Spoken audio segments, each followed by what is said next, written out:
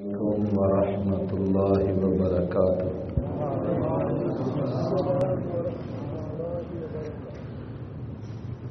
ان الحمد للہ نحمده ونصلي ونسلم على رسوله النبي الكريم اما بعد فأعوذ بالله السميع العليم من الشيطان الرجيم من همزه ونفخه ونفثه ليس البر أن تولوا وجوهكم قبل المشرق والمغرب ولكن البر من آمن بالله واليوم الآخر والملائكة والكتاب والنبيين۔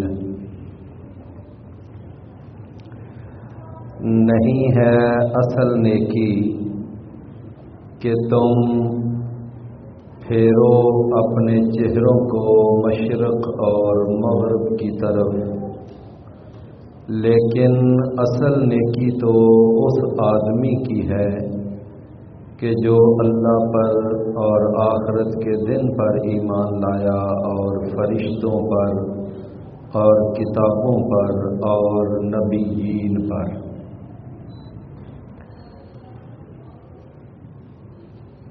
مشرکین مکہ اور یہودی انہوں نے وہ جو بہت بڑا ایک ایشو کھڑا کیا ہوا تھا کہ دیکھیں یہ محمد صلی اللہ علیہ وسلم اس کا بھی کوئی دین ہے، اس کے دین کا کیا اعتبار ہے کہ یہ آئے روز قبلہ ہی بدل لیتا ہے، پہلے بیت المقدس قبلہ، اب جی بیت اللہ قبلہ۔ تو انہوں نے یہ بڑا ہی پروپیگنڈا کیا ہوا تھا۔ اللہ تعالیٰ نے اس آیت میں پھر ان کو سمجھایا کہ یہ کیا تم نے شور مچا رکھا ہے کہ جی یہ رخ ادھر کر لیا ادھر کر لیا۔ فرمایا کہ یہ جو ہے نا یہ اصل نیکی والا یہ کوئی عمل نہیں ہے، بلکہ اصل نیکی کیا ہے؟ اللہ کی بات ماننا۔ اللہ جس طرف اپنا رخ پھیرنے کا حکم دے دے بس اس طرف پھیر لو۔ اللہ کہے کہ تم نے بیت المقدس کی طرف رخ پھیرنا ہے، ادھر پھیر لو۔ اللہ کہے کہ تم نے بیت اللہ کی طرف رخ کرنا ہے، ادھر کر لو۔ اصل پیچھے بات تو اللہ کی بات ماننا ہے۔ تو فرمایا کہ یہ کوئی اصل نیکی نہیں کہ رخ پھیرا جائے مشرق یا مغرب کی طرف۔ تو اللہ تعالیٰ نے اس آیت مبارکہ کے اندر کچھ نیکیوں کی طرف اشارہ کیا۔ فرمایا ایک نیکی تو یہ ہے کہ اللہ پر ایمان لایا جائے کہ اللہ تعالیٰ اپنی ذات میں اپنی صفات میں وحدہ لا شریک ہے، کوئی اللہ کا شریک نہیں ہے۔ اللہ پر اس طرح کا بلا شرکت غیر ایمان لانا یہ پہلی بڑی نیکی ہے۔ دوسرے نمبر پر فرمایا کہ آخرت کے دن پر ایمان لایا جائے کہ ہم نے مرنا ہے، مرنے کے بعد اللہ کے پاس جانا ہے، حساب کتاب ہونا ہے، پاس ہو گئے تو اللہ جنت دے گا، اگر فیل ہو گئے تو جہنم میں ڈالے گا۔ یعنی یہ ہے آخرت پر ایمان۔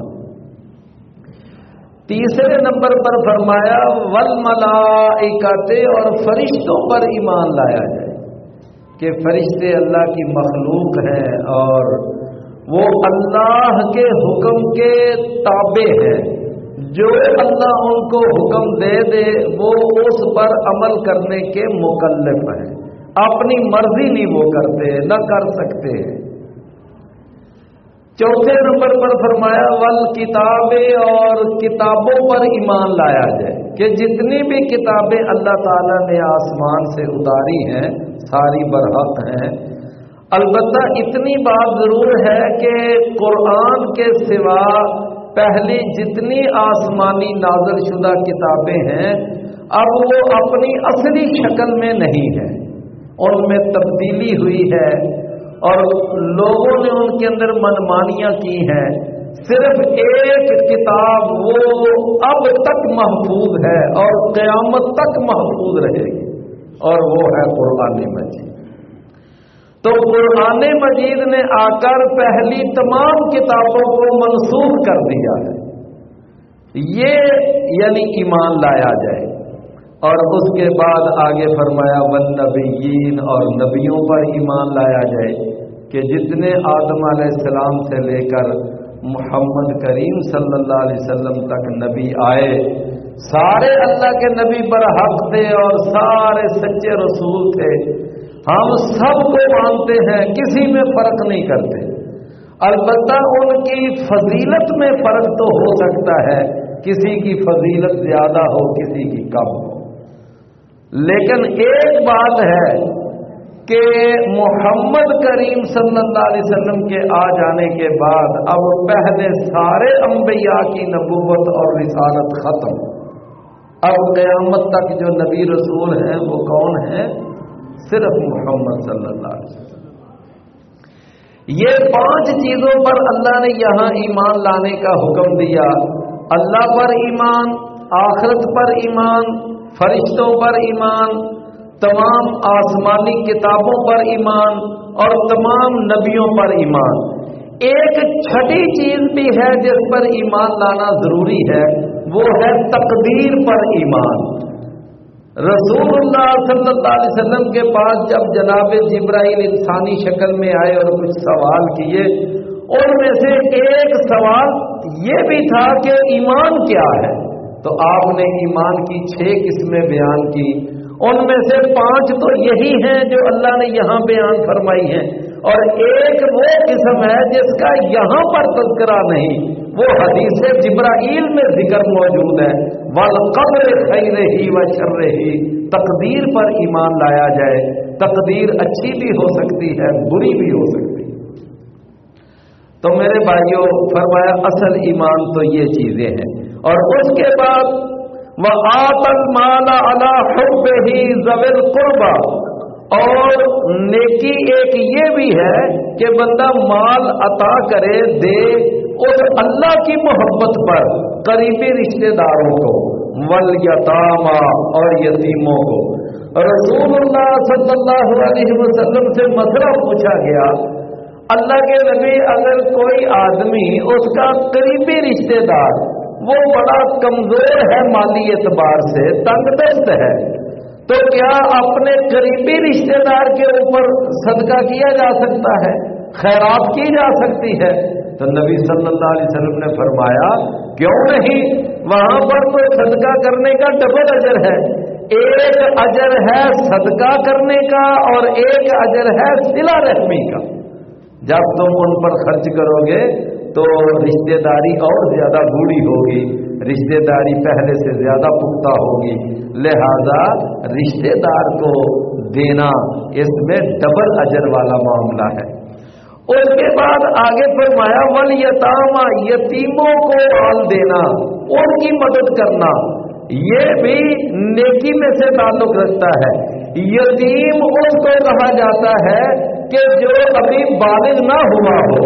जब कोई बच्चा कोई बच्ची बालिग हो जाए तो यतीमी खत्म हो जाती है। यतीम को यतीम कब तक कहा जाएगा? जब तक वो बालिग नहीं होगा। बालिग हो गया, यतीमी खत्म। तो फरमाया और यतीम को माल देना, वल मसाकीन, और मिस्कीन के ऊपर माल खर्च करना। मिस्कीन किसको कहते हैं? मिस्कीन उसको कहा जाता है कि जिसके अखराजात ज्यादा हों और आमदन कम हो, यानी अखराजात ज्यादा हैं, घर में कुंबा कबीला बड़ा है लेकिन उसका रोजगार इतना नहीं है, کماتا کم ہے، خرچہ گھر میں، ہاں چلو ٹھیک ہے، ہنڈیا تو چل جاتی ہے، کچن چل جاتا ہے، لیکن کبھی کوئی گھر میں بیمار ہو گیا، کوئی مسئلہ بن گیا، اب وہ جناب بہت زیادہ پریشان ہو جاتا ہے کہ اب کیا کروں میں۔ یہ مسکین کے حکم میں ہے۔ بعض لوگوں نے ایک سادہ تعریف یہ کی ہے کہ مسکین کو آپ یوں سمجھ لیں کہ جیسے اس کو بھوک 2 روٹیوں کی ہے لیکن اس کے پاس 1 روٹی موجود ہے، یہ مسکین ہے، یعنی کچھ نہ کچھ ہے صحیح لیکن اس کے پاس اس کی ضرورت کو پوری کرنے کے لیے اس کے پاس وسائل۔ لیکن فقیر وہ ہوتا ہے جس کے پاس کچھ بھی نہ ہو، جو بالکل کنگال ہے وہ فقیر ہے، اور جس کے پاس ہے صحیح لیکن ضرورت پوری نہیں ہو رہی اس کو مسکین کہا جاتا ہے۔ اللہ تعالیٰ نے قرآن میں سورہ الکہف کے اندر وہ یعنی مسکینوں کی وہ کشتی کا واقعہ بیان کیا، فرمایا کہ وہ کشتی جو تھی نا، جو خضر علیہ السلام نے توڑ دی تھی اور اس کے پھٹے اکھاڑ دیے تھے، وَأَمَّا السَّكِينَةُ فَكَانَتْ لِمَسَاكِينَ، وہ 2 مسکینوں کی کشتی تھی، يَعْمَلُونَ فِي الْبَحْرِ، جو سمندر میں کام کاج کرتے تھے، ادھر سے سواریاں بٹھائیاں ادھر لے گئے، ادھر سے بٹھائی ادھر لے آئے، ان سے کچھ کرایہ وصول کر لیا، روزگار تھا لیکن پوری نہیں پڑتی تھی، اس کو مسکین کہا جاتا ہے۔ فرمایا کہ مال خرچ کرنا اپنے قریبی رشتہ داروں پر، نمبر 2 یتیموں پر، نمبر 3 مسکینوں پر، وابن السبیل اور راستے کے بیٹے یعنی مسافر پر۔ ایک آدمی اپنے گھر میں جتنا بھی امیر ہے لیکن سفر میں آیا، اڈے پہ بس پہ چڑھنے لگا، کسی نے بٹوا نکال لیا، اب وہ وہاں بڑا پریشان کھڑا ہے، اب میں کرایہ کہاں سے دوں گا کیا؟ تو اس آدمی کی بھی مدد کرنا یہ اللہ کا حکم ہے کہ مسافر کی مدد کرو، مسافر کا خیال رکھو۔ فرمایا یہ چند چیزیں، والسائلین، اور وہ جو سوال کرنے والے ہیں، مانگنے والے ہیں، ان کا بھی خیال رکھو جو تمہارے دروازے پہ آ گیا، وَأَمَّا السَّائِلَ فَلَا تَنْهَرْ، کہ جو آ گیا نا دروازے پہ اس کو جھڑکو نہ، ڈانٹو نہ۔ فرمایا وَفِي الرِّقَابِ، اور گردنیں آزاد کرنے میں بھی اپنا پیسہ لگاؤ، گردن آزاد۔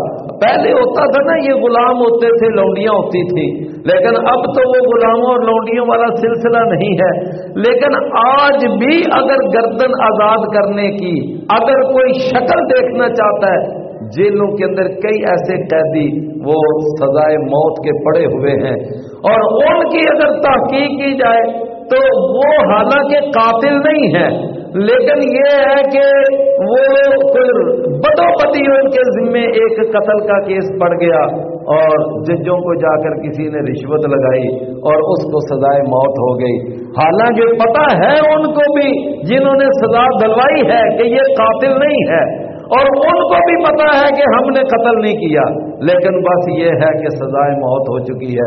میرے بھائیو، اگر کسی کو اللہ توفیق دے کسی ایسے مجرم کا پتہ لگا کے اگر پیسہ خرچ کر کے اس کی سزائے موت ختم کروا دی جائے تو یہ بھی گردن آزاد کرنے کے ضمن میں آ جائے گا کہ یہ بھی ایک گردن آزاد کرا رہا ہے نا۔ فرمایا وَفِي الرِّقَابِ، گردنیں آزاد کرنے میں، وَأَقَامَ الصَّلَاةَ، اور اس نے نماز کو قائم کیا، وَآتَ الزَّکَاةَ، اور اس نے زکوٰۃ کو ادا کیا، وَالْمُوفُونَ بِعَہْدِهِمْ إِذَا عَاهَدُوا، اور جب وہ کسی سے عہد کر لیتے ہیں تو پھر اس عہد کو وہ پورا کرتے ہیں۔ یہ نہیں کہ چلو ایک دفعہ ٹرخانے کے لیے وعدہ تو کر لو، لیکن اس وعدہ کرنے والے کو بھی پتا ہے کہ میں نے کون سا پورا کرنا ہے، میں نے کون سے اس وعدے کی پاسداری کرنی ہے، بس ایک دفعہ ڈنگ تو ٹپاؤ نا، ایک دفعہ ذرا اس کو تنخواہ تو صحیح۔ میرے پیارے بھائیوں، اس طرح کے کیے ہوئے وعدے پھر بعد میں جا کر کتنے کتنے بڑے طوفان پیدا کرتے ہیں، یہ ہمیں اندازہ نہیں ہے۔ لہذا وعدہ وہ کرو جو پورا کرنا ہے، وعدہ وہ کرو جو پورا کرنا ہے۔ فرمایا وَالْمُوفُونَ بِعَهْدِهِمْ إِذَا عَاهَدُوا وَالصَّابِرِينَ فِي الْبَأْسَاءِ وَالضَّرَّاءِ وَحِينَ الْبَأْسِ، اور وہ لوگ جو صبر کرنے والے ہیں تکلیف میں اور تنگ دستی میں، وحین البعث اور جنگ کے وقت۔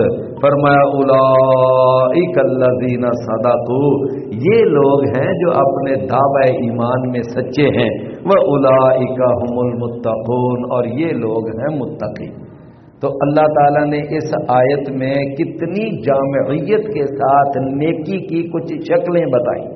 تو نیکی میں سب سے پہلی نیکی کیا ہے؟ عقیدہ ٹھیک ہو، اور اس کے بعد اپنا مال خرچ کیا جائے مختلف جگہوں پر، اور اس کے بعد پھر اگلی نیکی یہ ہے کہ انسان اپنا وعدہ پورا کرے، اور پھر انسان کے اوپر کوئی مصیبت آ جائے، تکلیف آ جائے، اس پر صبر کرے۔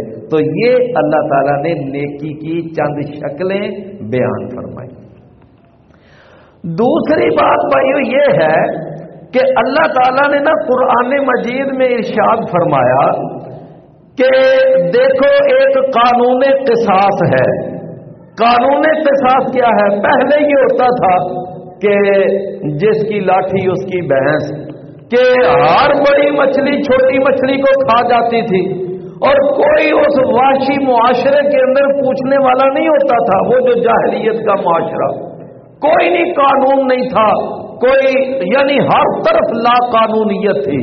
تو اگر کوئی آدمی غلام کسی آزاد کو قتل کر دیتا تو پھر وہ کہتے کہ اس نے غلام نے ہمارا کیا ہے آزاد آدمی، تو اگرچہ قاتل غلام ہے، ہم اس اپنے آزاد آدمی کے بدلے میں ایک غلام نہیں قتل کریں گے، یہ ہماری توہین ہے، لہذا اب ہم تمہارے قبیلے کے کسی آزاد آدمی کو قتل کریں گے اگرچہ وہ قاتل نہیں ہے۔ اللہ تعالیٰ نے فرمایا یہ کیا ہے؟ یہ جنگل کا قانون ہے۔ اگر قتل کرنے والا غلام ہے، اس نے چاہے کسی غلام کو قتل کیا ہے یا آزاد کو، تو اس کے بدلے میں اب غلام ہی قتل کیا جائے گا۔ یعنی یہ ایک اللہ نے قانون فرمایا، عورت کو قتل کیا جائے گا، عورت کے ہی بدلے میں اللہ تعالیٰ نے یہ پھر قانون کیا قصاص بیان کیا۔ تو اللہ نے 3 آپشن رکھے ہیں کہ اگر کوئی آدمی کسی کو جان بوجھ کر قتل کرتا ہے تو پہلا آپشن کیا ہے؟ پہلا آپشن کہ وہ جو مقتول کے ورثاء ہیں وہ اگر ان کو قاتل کو معاف کر دیں تو ان کی مرضی ہے، ان کی ثوابدید ہے، اگر وہ معاف کر دیں تو ٹھیک ہے۔ اچھا، اگر وہ معاف نہیں کرتے تو دوسرا آپشن اسلام نے رکھا ہے دیت والا، کہ دیت ادا کرو، دیت دے دو، ٹھیک ہے۔ اور دیت کتنی مقرر کی ہے؟ فرمایا کہ 100 اونٹ۔ البتہ جو جج ہے اور قاضی ہے وہ حالات کے مطابق اس میں کچھ کمی بیشی کر سکتا ہے، تو دیت کم از کم 100 اونٹ ہے۔ اور تیسرے نمبر پر آپشن کیا ہے کہ اگر مقتول کے ورثاء جو ہیں وہ معاف بھی نہیں کر رہے اور وہ دیت لینے پر بھی راضی نہیں ہو رہے، یعنی پھر آگے تیسرا آپشن کیا ہے؟ پھر اس کو قتل کر دیا جائے گا، یعنی قصاص کے طور پر۔ یہی وجہ ہے کہ دنیا کے اندر ایک ملک ہے سعودی عرب، جہاں پر یہ قصاص کا نظام نافذ ہے، اور الحمدللہ پوری دنیا کے اندر سب سے کم جرائم کی شرح آپ کو یہاں سعودیہ میں ملے گی۔ کیوں؟ وہاں پر یہ قانون قصاص موجود ہے۔ جس وقت اس کو لا کر گردن اڑانے لگتے ہیں تو اس وقت مقتول، یعنی کہ جو مقتول کا وارث ہوتا ہے، وہ پاس کھڑے ہوتے ہیں اور آخری دفعہ وہ جو جلاد ہے اس کی طرف دیکھتا ہے، اگر وہ آخری لمحے بھی کہہ دینا کہ میں نے معاف کیا تو اسی وقت وہ پیچھے ہٹ جاتا ہے، لیکن اگر وہ معاف کرنے پہ راضی نہ ہو تو میرے بھائیوں پھر وہ جلاد ایک دفعہ اس کو دیکھتا ہے اور اس کی گردن اڑا دیتا ہے۔ تو یہ قصاص کا قانون ہے۔ اچھا، اب جب کسی قاتل کو پتا ہوگا کہ میں نے اگر قتل کیا تو میں نے جوابی طور پر قتل کر دیا جانا ہے، تو کیا خیال ہے؟ تو پھر وہ قتل کرتے وقت 100 دفعہ سوچے گا نہیں۔ اور اگر اس کو یہ پتا ہو کہ میں نے قتل کرنا ہے، 8-10 لاکھ روپیہ میں نے رشوت لگانی ہے، کچھ تھانے دار کو، کچھ وکیلوں کو، کچھ جج کو، میں نے مہینے کے اندر اندر میں نے اپنے گھر آ جانا ہے، تو پھر تو ہر کوئی قتل کرے گا۔ جب اس طرح کی لا قانونیت ہوگی اور اس طرح کا نظام ہوگا تو پھر کوئی بھی نہیں قتل کرنے سے بریک کرے گا۔ لیکن اگر پتا ہوگا نا کہ میں نے قتل کیا تو پھر میں نے قتل ہو جانا ہے، تو وہ قتل نہیں کرے گا، سوچے گا۔ تو اس کا مطلب کیا ہوا کہ اگر وہ کسی کو قتل کرنا چاہتا ہے تو وہ بھی بچ گیا، اور یہ خود بھی قتل کر کے قتل ہونے سے بچ گیا، یعنی وہ بھی بچ گیا، یہ بھی بچ گیا۔ اللہ تعالیٰ نے اسی لیے ارشاد فرمایا کہ وَلَكُمْ فِي الْقِصَاصِ حَيَاةٌ يَا أُولِي الْأَلْبَابِ، کہ اے عقل والے، یہ جو قانون قصاص ہم نے تمہارے لیے نازل کیا، اس کے اندر تمہارے لیے زندگی ہی زندگی ہے۔ جتنے اللہ نے قوانین نازل فرمائے ہیں سارے انسانیت کی فلاح و بہبود کے لیے، انسانیت کی بہتری کے لیے ہے۔ وہ لوگ بہت ہی گندی اور غلط سوچ کے مالک ہیں جو کہتے ہیں یہ اسلامی سزائیں وحشیانہ سزائیں ہیں۔ کوئی وحشیانہ سزا نہیں ہے، بلکہ اسلامی سزائیں منصفانہ اور بالکل یعنی عادلانہ سزائیں ہیں، ان کے اندر کوئی ایسا ظلم والا اور وحشت والا پہلو نہیں ہے۔ ایک نا بہت بڑا جج گزرا ہے، سپریم کورٹ کا وہ چیف جسٹس بھی بنا، لیکن وہ مسلمان نہیں تھا، آخر وقت تک وہ رہا اپنے عیسائی مذہب پر، اور اس کا نام تھا یعنی کارلینیس۔ یہ پاکستان کا سپریم کورٹ کا جج بنا تھا، پہلے یہ وزیر بھی تھا۔ ایک وقت ایسا آیا کہ اس کو یعنی باہر کسی ملک میں جانا پڑا، اور اس نے جا کر وہاں ایک لیکچر دینا تھا اس موضوع پر کہ امن معاشرے کے اندر کیسے قائم کیا جا سکتا ہے، معاشرے میں امن کیسے قائم کیا جائے، یہ اس کا موضوع تھا۔ یہ جو جسٹس کارلینیس تھا نا، یہ جب وہاں پر گیا اور اس نے تقریر کی تو اس نے کہا دیکھو میں پاکستان کی طرف سے میں نمائندگی کرنے آیا ہوں، لیکن یہ نہ سمجھنا کہ میں مسلمان ہوں، میں ہوں عیسائی اور اپنے مذہب پر ہوں، لیکن ایک بات میں تمہیں بتانے کے لیے آیا ہوں، یہاں پر ساری دنیا کے مندوبین اکٹھے ہو رہے ہیں، میں تمہیں بات یہ بتانے کے لیے آیا ہوں کہ اگر اپنے اپنے معاشروں میں تم اگر امن قائم کرنا چاہتے ہو تو وہ کہنے لگا کہ وہ نظام نافذ کرو جو قرآن نے نظام پیش کیا ہے، وہ نظام نافذ کرو جو قرآن نے نظام پیش کیا۔ یہ کون کہہ رہا ہے؟ ایک عیسائی کہہ رہا ہے۔ دیکھا نا، یہاں تک کہ ایک دفعہ برطانیہ کے اندر ایک بہت بڑا اجتماع ہوا، اور اس اجتماع کا بھی ایجنڈا یہ تھا کہ امن کیسے قائم ہو سکتا ہے۔ تو اس وقت وہاں جو شہزادہ چارلس، اس نے وہاں صدارتی تقریر کی، اور جب اس نے صدارتی تقریر کی نا، یہ لیڈی ڈیانا کے مرنے کے بعد کا واقعہ، لیڈی ڈیانا اس کی بیوی تھی، تو اس کے وہ جب مر گئی ایک حادثے میں، تو اس کے بعد کا یہ واقعہ ہے۔ تو اس نے جب تقریر کی نا وہاں پر، اور وہ تقریر بہت ساری اخبارات میں بھی چھپی اور جرائد میں بھی آئی، بہت سارے رسالوں نے اس تقریر کو بعد میں چھپایا یعنی چھپوایا، تو وہ اپنی صدارتی تقریر میں اس نے کہا، کہنے لگا کہ میں نے بہت مطالعہ کیا ہے اور میں اس نتیجے پہ پہنچا ہوں کہ اگر دنیا میں امن قائم کیا جا سکتا ہے تو وہ صرف اسی قانون کے مطابق قائم کیا جا سکتا ہے جو آج سے 1400 سال پہلے محمد عربی قانون لے کر آئے تھے اور جو انہوں نے نافذ کیا تھا، اسی قانون کے مطابق دنیا میں امن قائم ہو سکتا ہے، اور کوئی دنیا میں امن قائم کرنے کا قانون نہیں ہے۔ لو دیکھ لو، کرن دشمن بھی تعریفاں صداقت اے ہو جی ہو، دیکھو دشمن ہے وہ کارلینیس جو ہے عیسائی ہے، لیکن اسلام کے قانون قصاص اور اسلام کی سزاؤں کے قانون کی تعریف کر رہا ہے. شہزادہ چارلس ایک کافر ہے، عیسائی ہے، اور وہ بھی اسلام کے قانون کی تعریف کر رہا ہے. میرے بھائیوں، آپ کو شاید یاد ہو کہ ایک عیسائی مصنف تھا، اور اس نے جب سیرتوں کو پڑھا تو اس نے 100 شخصیتوں کا اس نے یعنی انتخاب کیا. تو 100 شخصیتوں میں سے جب اس نے یعنی دیکھا کہ اب ان میں سے پہلے نمبر پر سب سے عظیم شخصیت کون ہے، تو وہ جب لکھنے بیٹھا تو وہ کہتا ہے کہ میں پڑھ کر مطالعہ کر کے تو میرے دل نے یہ فیصلہ کیا کہ کائنات کے اندر اگر سب سے زیادہ سربر آوردہ اور سب سے زیادہ عظمت اور عزت کی مالک شخصیت ہے تو وہ محمد رسول اللہ.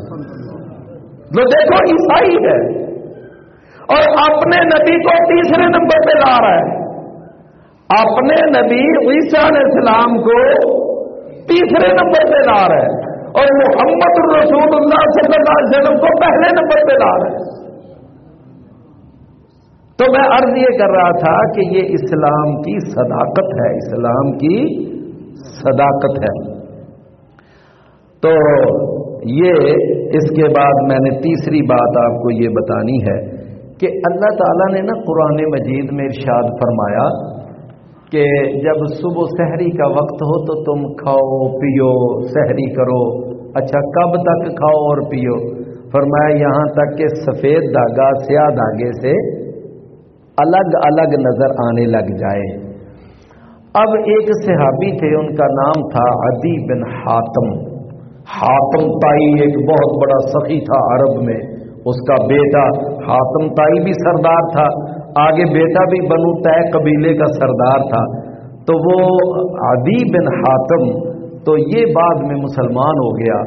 تو عدی بن حاتم خود بھی تورات کا حافظ بھی تھا، انجیل کا بھی حافظ تھا، بہت بڑا عالم بھی تھا. تو یہ عدی بن حاتم جو ہے یہ ایک دفعہ نبی صلی اللہ علیہ وسلم کے پاس آئے اور آ کر عرض کرتے ہیں اللہ کے رسول میں نے بڑا اچھا طریقہ نکالا. کیا؟ کہنے لگے میں نے یہ طریقہ نکالا ہوا ہے کہ میں نے 2 دھاگے لیے ہوئے ہیں، ایک سفید دھاگا ایک سیاہ دھاگا، اور دونوں دھاگے اپنے سامنے رکھ لیتا ہوں اور اس وقت تک سحری کرتا رہتا ہوں جب تک دونوں دھاگے الگ الگ مجھے واضح طور پر نظر نہ آنے لگ جائیں. رسول اللہ صلی اللہ علیہ وسلم نے فرمایا عدی تیرا جو سرہانہ ہے، تکیہ ہے جس کے نیچے تو یہ 2 دھاگے رکھتا ہے، وہ اتنا بڑا کہ جس کا ایک کنارہ مشرق کی طرف ہے دوسرا مغرب کی طرف ہے، اتنا بڑا تیرا سرہانہ ہے. مطلب کیا تھا کہ یہ سفید اور سیاہ دھاگے سے مراد کیا ہے کہ رب رات کی سیاہی چلی جائے اور صبح یعنی فجر کی روشنی پھوٹ پڑے تو اس وقت تک تم کھاؤ پیو. مقصد تو یہ تھا، اور وہ یہ سمجھے کہ یہ 2 دھاگے رکھ کر میں نے سحری کھانی ہے.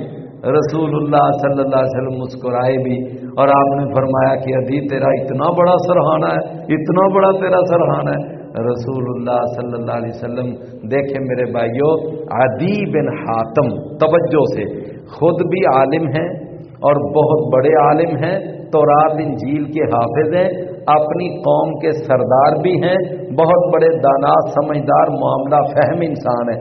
اچھا، لیکن قرآن کی آیت کا معنی اپنے طور پر سمجھنے کی کوشش کی لیکن صحیح سمجھ نہیں سکے.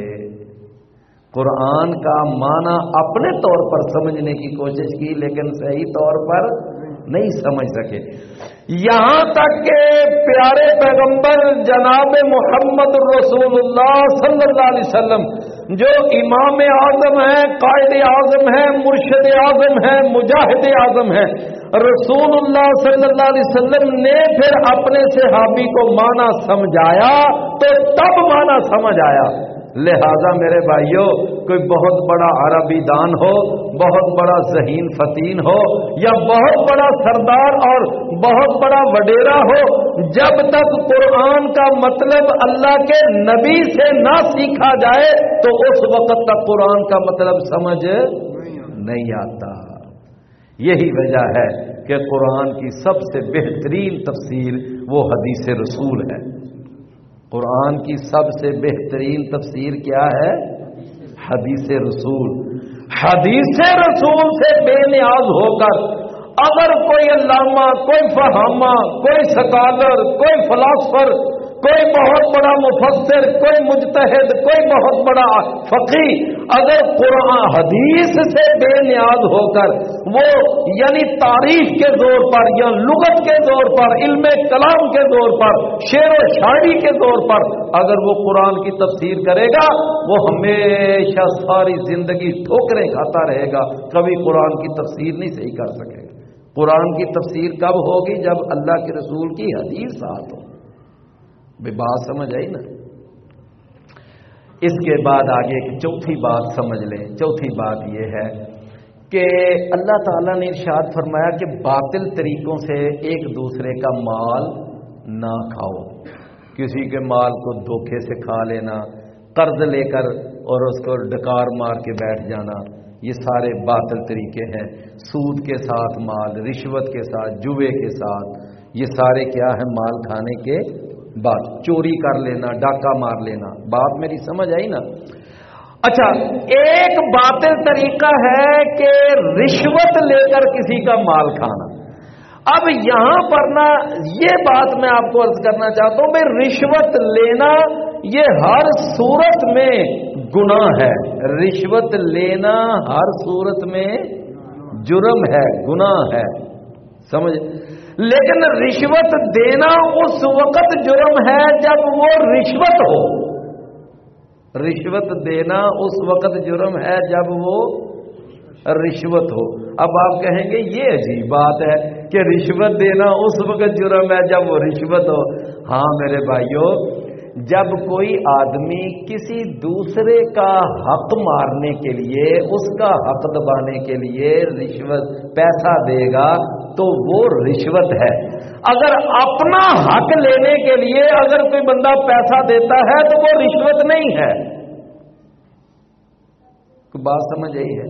اگر اپنا حق، مثال کے طور پر ایک آدمی ہے، اس کو پتا ہے کہ یہ میرا پلاٹ ہے، اس کو پتا ہے کہ یہ میرا پلاٹ ہے، اور اس کو پتا ہے یہ میری دکان ہے، میرا مکان ہے، میری زمین ہے، لیکن وہاں عدالت میں اور کچہری کے اندر ایسا بندہ بیٹھا ہوا ہے کہ وہ تمہارا پلاٹ، تمہاری دکان، تمہاری زمین تمہارے نام الاٹ نہیں کر رہا، اور وہ یعنی چکر لگواتا ہے، ذلیل و رسوا کر رہا ہے، اور وہ تم سے نہ کچھ یعنی رشوت چاہ رہا ہے، تو اب تم اپنا 20 لاکھ کا، 15 لاکھ کا، 10 لاکھ کا اپنا پلاٹ بچانے کے لیے اگر اس کو کوئی 1,50,000 اگر رشوت کے طور پر دے دیتے ہو اور اپنا پلاٹ اپنے نام لگوا لیتے ہو، تو کیا یہ رشوت ہے؟